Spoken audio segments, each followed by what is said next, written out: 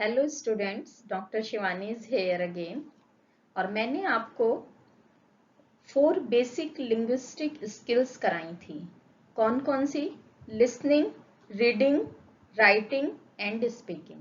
तब मैंने कहा था कि उन पर बेस्ड आपको मैं टॉप 25 क्वेश्चंस भी कराऊंगी। जनरली ये क्वेश्चंस आपके लिए बीएड के स्टूडेंट्स के लिए, डीएलएड और जो स्टूडेंट्स टेट, सी टेट या सुपर टेट की तैयारी कर रही हैं, जहां पर भी इंग्लिश पेडागोजी पूछी जाती है, जनरली लिंग्विस्टिक स्किल्स में से ये क्वेश्चंस पूछे जाते हैं। ये कुछ क्वेश्चंस हैं आपके लिए, आप देखिए इनको।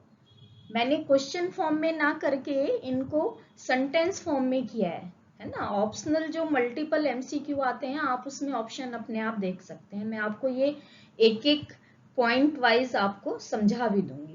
फर्स्ट है इसमें proper order of language learning. Language learning का प्रॉपर ऑर्डर क्या है? कई बार ये क्वेश्चंस पूछ लिया जाता है। चारों स्किल आपकी अलग अलग तरीके से ऑप्शन में दी जाती हैं, है ना। किसी में रीडिंग पहले दे दिया, किसी में राइटिंग पहले दे दिया, किंतु प्रॉपर ऑर्डर है इसमें आपका listening, speaking, reading and writing. LSRW। आप शॉर्ट में इसको याद कर लें यदि लॉन्ग में याद ना रहे।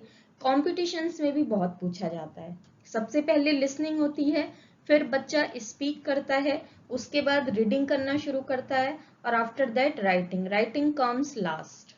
सेकंड है आपका purpose of writing at elementary level. Elementary level पर राइटिंग का पर्पस क्या है? क्या पर्पस होता है एलिमेंट्री लेवल पर राइटिंग का? तो मेन पर्पस होता है एलिमेंट्री लेवल पर राइटिंग का डेवलपमेंट ऑफ मोटर स्किल्स। बच्चे को केवल जो मसल्स हैं, पेंसिल कैसे पकड़नी है, फिंगर कैसे मोड़नी है, उनको कंट्रोल करना सिखाया जाता है। तो यदि ये क्वेश्चन आए कि what is the purpose of writing at elementary level, तो इसका आंसर आपके लिए होगा development of motor skills. Next है technique of reading used to look for a specific piece of information. यदि हमें कोई किसी पैराग्राफ में से स्पेसिफिक पीस ऑफ इंफॉर्मेशन चाहिए, तो उसके लिए कौन सी टेक्निक यूज की जाती है? उसके लिए यूज करते हैं स्कैनिंग। स्कैनिंग और स्किमिंग दो शब्द यूज होते हैं रीडिंग टेक्निक के। तो स्कैनिंग में क्या होता है कि जनरली स्टूडेंट जो पैराग्राफ है उसमें से जो उसको इंफॉर्मेशन चाहिए, वो केवल वही इंफॉर्मेशन उस पैराग्राफ में से देखने की कोशिश करता है। जैसे कई बार हम फोन में भी स्कैनिंग करते हैं कि हमें किसका नंबर चाहिए, तो सबके ऊपर वालों को छोड़कर सीधा वही टाइप करते हैं जो नंबर हमें चाहिए, उसी का नाम टाइप कर देते हैं। दैट इज स्पेसिफिक इंफॉर्मेशन के लिए जो टेक्निक यूज की जाए रीडिंग करते हुए, उसको स्कैनिंग कहते हैं। In scanning we have a question in our mind. एक क्वेश्चन हमारे माइंड में होता है, और जब हम पैसेज रीड करते हैं तो केवल हम उस क्वेश्चन का आंसर ढूंढने की कोशिश करते हैं। That is called scanning for a specific piece of information. Skimming क्या है? स्किमिंग भी आ जाता है। तो skimming is a process of reading only main ideas within a passage to get an overall impression of the content. Skimming क्या है कि केवल हम मेन आइडियाज पैसेज में से पढ़ते हैं। जैसे हमने टाइटल पढ़ लिया पैसेज का, इंट्रोडक्शन पढ़ लिया, या और जो अदर पैसेजेस उसमें हैं रीडिंग करते हुए, उसमें से हमने हर स्टैंजा की फर्स्ट लाइन पढ़ ली, नोटिस, पिक्चर्स, पॉइंट्स, सब पॉइंट्स, सब हेडिंग्स, ये सब क्या है? स्किमिंग के अंतर्गत आते हैं। कि पूरा ना पढ़कर जो मेन आइडियाज हैं किसी भी चैप्टर के कंटेंट के, उनको स्किमिंग कर लेना, that is called skimming. Next question है speech habit can be developed by. कैसे डेवलप की जा सकती है स्पीच हैबिट? प्रोनाउंसिएशन से। जब तक प्रोनाउंसिएशन नहीं होगा, आप वर्ड्स को, सेंटेंस को प्रोनाउंस नहीं करेंगे, स्पीच हैबिट डेवलप नहीं होगी। नेक्स्ट क्वेश्चन है language skills can be best learned in an integrated manner. Integrated manner से क्या अर्थ है कि लैंग्वेज स्किल कैसे डेवलप की जाती है इंटीग्रेटेड मैनर में? 4 स्किल्स हैं आपकी। 4 स्किल्स को हम जब पढ़ाते हैं तो उसको एक होल अप्रोच के थ्रू हम पढ़ाते हैं, और ऐसा नहीं है केवल एक स्किल आपने डेवलप कर दी और दूसरी की जरूरत नहीं है। तो language skill can be best learned in an integrated manner, इसको होल अप्रोच भी कई बार कह दिया जाता है। नेक्स्ट है आपका oral drill is used to improve the pronunciation. Oral drill काहे के लिए यूज की जाती है? प्रोनाउंसिएशन इम्प्रूव करने के लिए। बच्चे से जितनी बार आप प्रैक्टिस कराएंगे, छोटी क्लासेस में आपने देखा होगा बच्चों को ओरल ड्रिल कराते हैं, क्यों? ताकि उनका प्रोनाउंसिएशन स्ट्रांग हो जाए।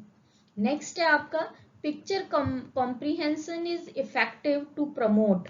काहे के लिए इफेक्टिव है पिक्चर कॉम्प्रीहेंशन? तो स्पीकिंग स्किल के लिए। कोई पिक्चर दिखाकर स्टूडेंट को बोला जाता है कि आप इस पिक्चर को डिस्क्राइब कीजिए। वो जितनी भी चीजें हैं कि I see a man, a women, a fan, there are various instrument in a picture and a teacher asked to student describe the picture, then student speak, और पिक्चर कॉम्प्रीहेंशन से इसीलिए स्पीकिंग स्किल डेवलप होती है। The rise and fall of tone is called. जब हम बोलते हैं तो कभी तो हमारी वॉइस ऊपर जाती है, कभी नीचे, तो उसको क्या बोलते हैं? Rise and fall. जो स्पीच का टोन है क्या कहते हैं उसको? इंटोनेशन कहते हैं उसको। याद रखिए, आ जाता है ये question. Reading that is for pleasure. Pleasure के लिए कौन सी रीडिंग की जाती है? मैंने रीडिंग स्किल जब कराई थी तो टाइप्स कराए थे उसमें, तो रीडिंग जो प्लेजर के लिए रीडिंग की जाती है उसको कहते हैं एक्सटेंसिव रीडिंग। हमारे पास जब लेजर टाइम होता है तो हम नॉवेल पढ़ रहे हैं या स्टोरीज पढ़ रहे हैं, दैट इज एक्सटेंसिव रीडिंग। अपने लेजर टाइम को यूज करने के लिए और प्लेजर के लिए हम जो रीडिंग की जा रही है उसको एक्सटेंसिव रीडिंग कहते हैं। नेक्स्ट क्वेश्चन है semantic aspect of language is related to. Semantic aspect किससे रिलेटेड होता है? लिसनिंग स्किल से। नेक्स्ट क्वेश्चन है graphic aspect is related to writing. Graphic aspect, graphical भी इसको बोल देते हैं। तो जहां भी ग्राफिक एस्पेक्ट की बात की जाए या ग्राफिक शब्द आ जाए तो इट मीन्स वो राइटिंग स्किल के लिए है। फोनेटिक एस्पेक्ट किससे रिलेटेड होता है? स्पीकिंग स्किल से। आते हैं इस तरीके के क्वेश्चंस, जनरली पेडागोजी में पूछे जाते हैं। अब है आपकी रिसेप्टिव स्किल्स। रिसेप्टिव स्किल्स कौन सी हैं? 4 जो बेसिक स्किल्स हैं उनमें आपकी रिसेप्टिव स्किल्स कौन सी है? रिसेप्टिव स्किल्स में है आपकी लिसनिंग एंड रीडिंग। लिसनिंग में भी हम रिसीव कर रहे हैं और रीडिंग में भी हम रिसीव कर रहे हैं। इनको हम रिसेप्टिव स्किल्स भी बोलते हैं। लिसनिंग और रीडिंग को आप इसको शॉर्ट में लर्न कर सकते हैं LR। LR it means these are receptive skills.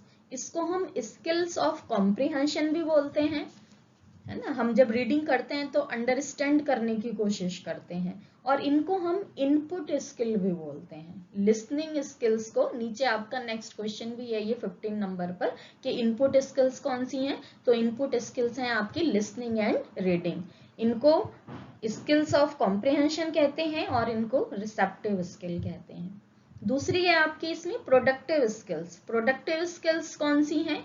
Speaking and writing. Productive skill से मीन्स कि जहां कुछ प्रोडक्ट हो रहा है।